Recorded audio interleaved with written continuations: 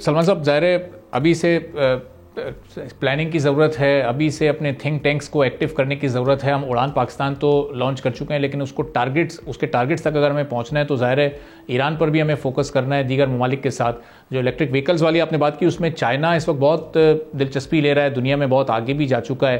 تو جس طرح چائنا کو انگیج ہم نے رکھا ہوا ہے، اسی طرح ایران اور دیگر ممالک کو بھی پھر انگیج رکھنے کی ضرورت ہے.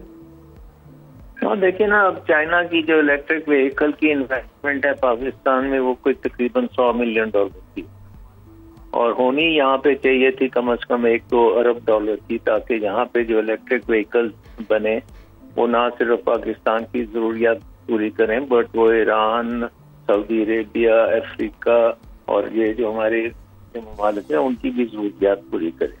تو پاکستان کو بھی اپنے اکنامک تھنکنگ میں ایک آؤٹ ورڈ لکنگ ہمیں تھنکنگ کرنی چاہیے کہ ہم اپنے ملک میں جو فیکٹریاں لگاتے ہیں وہ صرف پاکستان کی ڈیمانڈ کے لیے نہیں ہونی چاہیے، وہ اس خطے کی ڈیمانڈ کے لیے ہونی چاہیے.